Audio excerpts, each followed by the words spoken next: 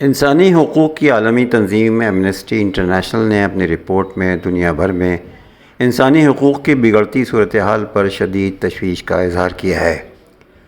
Report نے Nitin Yahoo, Trump اور Putin کو درندہ صفت شکاری قرار دیا ہے۔ ایمنسٹی انٹرنیشنل نے کہا ہے کہ اسرائیل، روس اور امریکہ عالمی انسانی حقوق کی تباہی میں پیش ہیں۔ نیتن یاہو، ٹرمپ اور پوٹن تینوں رہنما معاشی اور سیاسی غلبہ حاصل کرنے کے درپے ہیں۔ ان کے اقدامات نے دنیا پر گہرے اور خطرناک اثرات مرتب کیے ہیں۔ ایمنسٹی انٹرنیشنل کی سربراہ ایگنس کالامارڈ نے رپورٹ میں لکھا ہے کہ دنیا ایک ایسے ماحول کی طرف بڑھ رہی ہے جہاں طاقت اور جارحیت کو فروغ مل رہا ہے۔ ان کے مطابق 2025 میں عالمی نظام سے انحراف دیکھا گیا ہے جو ہولوکاسٹ اور عالمی جنگوں کی تباہ کاریوں کے بعد بڑی مشکل سے قائم کیا گیا تھا۔ لندن میں پریس کانفرنس کے دوران کالامارڈ نے کہا کہ بیشتر حکومتیں ان شکاریوں کا مقابلہ کرنے کے بجائے انہیں خوش کرنے کی کوشش کرتی ہیں، جبکہ بعض ممالک ان کے طرز عمل کی نقل بھی کر رہے ہیں۔ ایمنسٹی انٹرنیشنل کی اسرائیل سے تجارتی معاہدے کی معطلی کے لیے یورپی قیادت پر دباؤ ڈالنے کی اپیل رپورٹ میں کہا گیا ہے کہ اسپین غزہ میں فلسطینیوں کے خلاف اسرائیلی کارروائیوں اور ایران پر امریکی و اسرائیلی حملوں پر تنقید کرتے ہوئے دوہرے معیار کے خلاف کھڑا ہے۔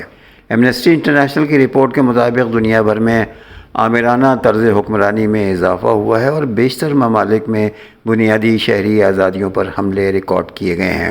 رپورٹ میں غزہ میں اسرائیلی کارروائیوں، روس یوکرین جنگ میں روس کے مبینہ جرائم اور ایران پر امریکی اور اسرائیلی حملوں کو بین الاقوامی قوانین کی خلاف ورزی کی مثالیں قرار دیا گیا ہے۔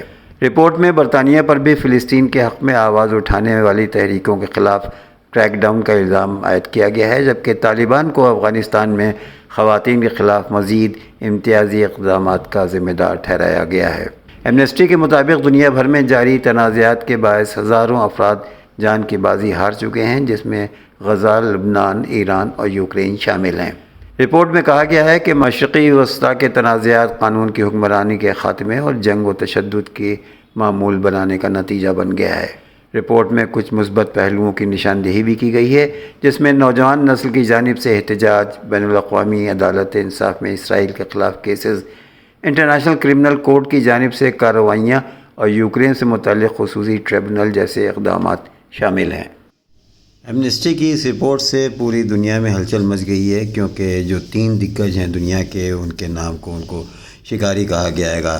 حالانکہ پولیٹیشینز کے اوپر ان باتوں کا کوئی اثر نہیں ہوتا اور وہ ڈھیٹ ہو جاتے ہیں، لیکن پھر بھی ایمنسٹی نے اپنا کام کیا اور ایمنسٹی نے اس میں کوئی لچک نہیں رکھی کہ یہ جو تینوں لیڈر ہیں یہ شکاری کے طور سے ان کو یاد کیا جائے گا۔ اب سوال یہ ہوتا ہے کہ یہ اس کو چیک لگانے والا کون ہے گا؟ کوئی نہیں ہے۔ ایمنسٹی کی بات انہی نے اپنی رپورٹ دے دی، بس کافی ہے، لیکن اس کے اوپر عمل ہونا چاہیے، اس کے اوپر کارروائی ہونا چاہیے، اور اس کارروائی میں ان لوگوں کو یہ ان سے انشور کرانا چاہیے کہ وہ اس طرح کی چیزوں سے دور رہیں اور دنیا کو ٹھیک رکھیں۔